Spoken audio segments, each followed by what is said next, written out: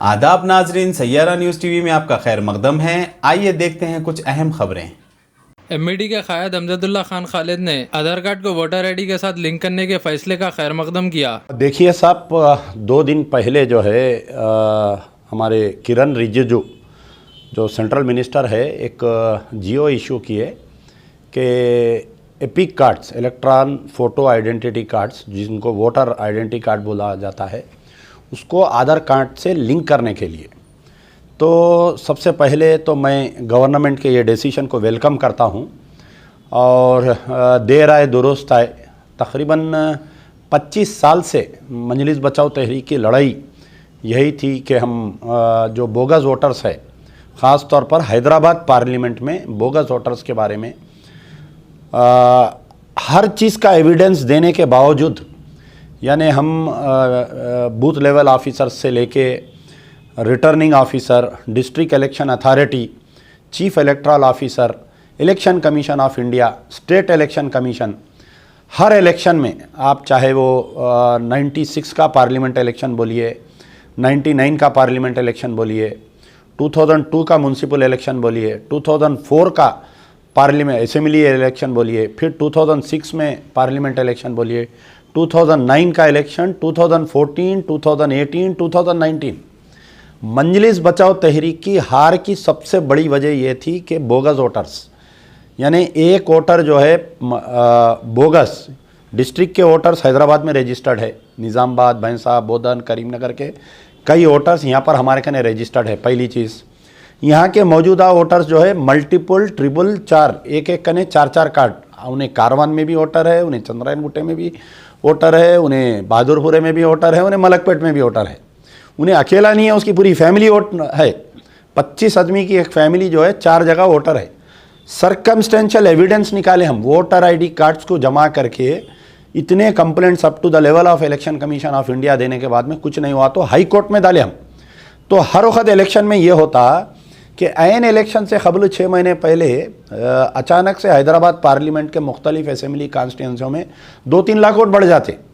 अब ये बढ़ा रहे हैं कौन? ये जो बल्दिया का करप्ट अमला है, ये बल्दिया में जो काम कर रहे हैं as a BLO, as a returning officers, as a district election authority जो बल्दिया कमिश्नर है, ये करप्ट माफिया जो है AIMIM को मदद करने के लिए, इनको जिताने के लिए ये मुसलसल 30 साल से हमारे साथ नाइंसाफ़ी की जा रही है। खैर, अल्लाह ताला हमारी ज़बान 30 साल के बाद में हमारी दुआ को कबूल किया और ये आज ऑर्डर आ गया है। मैं दिल की गहराइयों से इस ऑर्डर को वेलकम करता हूँ।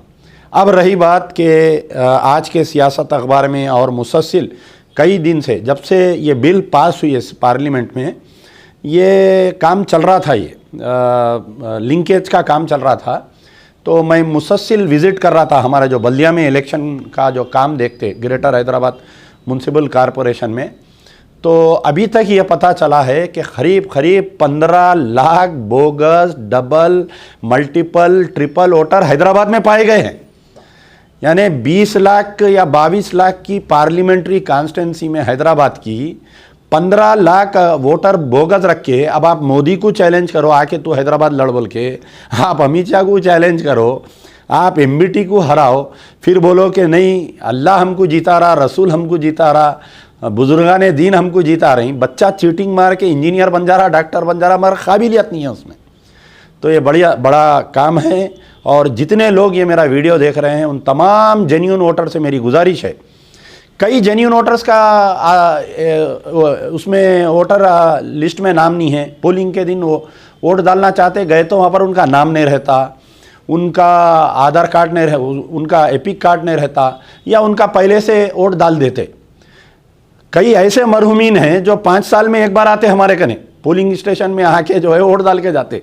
कई मरहुमीन हैं, अल्लाह ताला जो है वो कैसा मरहुमीन को छोड़ा नहीं मालूम, मरहुमीन आ रही वोट डाल के जा रही। तो लास्ट जो इलेक्शन हुआ था 2018 में कई डेड लोग जो जिनका वोट हुआ, हम उसका भी रिकॉर्ड निकाले, हम RTI में डाल के उनके फैमिली को कांटेक्ट करके हम जाके मालूम करें। मालूम करने के बाद में ये मालूम हुआ कि ये इन्हों मर गए फलाने दिन बोल के उनका डेथ सर्टिफिकेट लगा के, बल्दिया का डेथ सर्टिफिकेट, फिर ये इनका वोट कास्ट हुआ नहीं हुआ RTI में पूछ के हम वो तक लगा के दिए तो उसके ऊपर कोई एक्शन नहीं हुआ।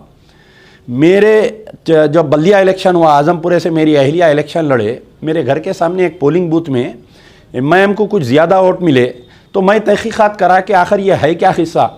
मेरे घर से थोड़ी दूर पे आगे जो है एक आइसोलेटेड घर है, बंद पड़ा हुआ है, सामान रखा हुआ है, कोई बेगम बाज़ार के व्यापारी है, उनके घर में जो है उनको खुद नहीं मालूम 250 वोट है उनके घर में। 250 वोट कहाँ से आके डाले होंगे बताइए आप। अब ये चीटिंग मार के ऐसे हरकतें करके हमारे असदुद्दीन ओवैसी एमपी बन जा रही, साथ साथ एमएलए बन जा रही। तो अल्लाह की तरफ से एक ये है, समझिए कि फ़िरौन का भी ख़ात्मा हुआ एक दिन। तो इंशाल्लाह आने वाले इलेक्शंस में मजलिस बचाओ तहरीक कम से कम अगर फ्री एंड फेयर इलेक्शन हुआ, पहला काम तो हो गया। अब दूसरा काम यह है कि सेंट्रल रिजर्व पुलिस रहना। हैदराबाद में जो भी इलेक्शन होगा कम से कम 70% सेंट्रल रिजर्व पुलिस आके यहाँ पर इलेक्शन कराना। तो जैसा कि आपने देखा नाजरीन, क्या हो रहा है देश और दुनिया में। इस चैनल को सब्सक्राइब करिए, लाइक करिए, शेयर करिए और हमें दीजिए इजाज़त।